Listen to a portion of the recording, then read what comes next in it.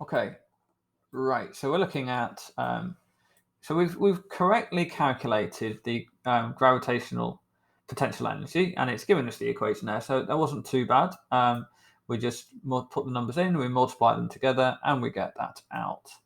And we've correctly done that. That's great. So now it's asking us in part C, not all the gravitational potential energy has been transferred to kinetic energy. Which two statements explain why? So let's have a look at the diagram a little bit. And she's going round and round and round. Now, we did a simulation on like this, actually. So, in fact, let me just get that up. Okay, so we're going to use a simulation that's going to actually demonstrate what this question is saying, in fact. So let's open up the simulation. Oh, I haven't actually shared my screen yet, have I? Sorry.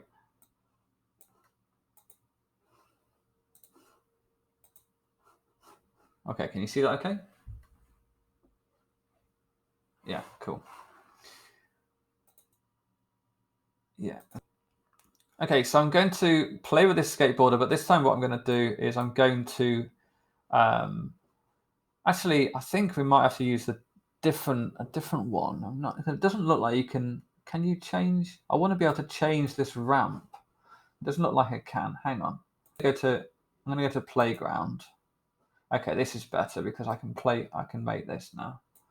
So what I'm going to do, I'm going to take these fixed bits here, and then I'm going to lower this one down. But what I want to do is not put it on the ground, because the one in the diagram, the one in the exam, it didn't go to the ground either.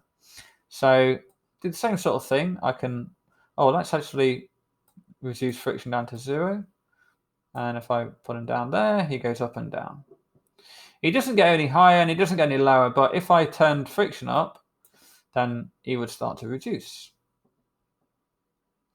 So why is that? Why is he slowing down? Well, let's look at it in terms of energy. His kinetic energy is reducing. So we have some energy transfers going on here. We've got we started off with gravitational energy, so gravitational potential energy, and that was being turned into kinetic energy, and then it was also then turning into back into gravitational potential energy, right? But we ended up, we gradually got less and less height, and which means less and less gravitational potential energy and less kinetic energy. So why is that then? So how does the friction affect the energy though? So it does slow you down, but the question is, what does it do to the energy? I want to know where does the energy go? Is the friction causing some other energy to be produced? So yeah, it is causing other energy to be produced, and the other energy is heat. So we're going to say and heat, and we can show that with this in a moment. So I'll just choose my cursor again, and we're going to get a pie chart, and let's have a look at him. He's got a load of thermal energy now. Okay, we'll lift him up. Now he's got potential energy. Potential basically means gravitational. Want to let go. It gets converted, and gradually you can see the amount of thermal energy is increasing, right? So he's getting hotter and hotter because friction produces heat. If I pause it again, if I turn the friction off and lift him back up again and drop him, now there's no thermal energy being produced, and also he doesn't slow down. Now, if we watch it, let's watch it in slow motion for a moment. Now we see that at the top he has maximum kinetic energy.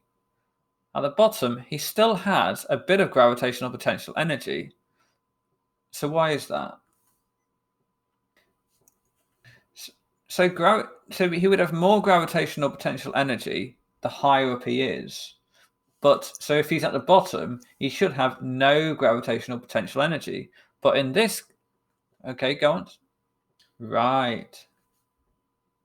That's right. So he's not actually touched the floor. He's not quite got to the floor, and so there's still going to be some gravitational potential energy. But we can actually get a bar graph and demonstrate this as well. You see the gravitational potential energy, and they're switching around, and the total stays the same. If I give it some friction, then you can see that the thermal energy starts to increase. But again, when if we stopped and we added the heights of these bars up, it will equal up to the total, which is this yellow one here. The total always stays the same. Doesn't matter about what happens to the rest of them. We can't we can't create or destroy energy. So in other words, the two answers to the question was one. The ramp does not go all the way to the floor, and two, because of friction, thermal energy is produced. Okay, let's have a quick look at the question again, because if you have a look at this question, just like my ramp, it doesn't touch the floor. There's still this bit here, right? So let's just get a pen so we can do a bit of drawing here.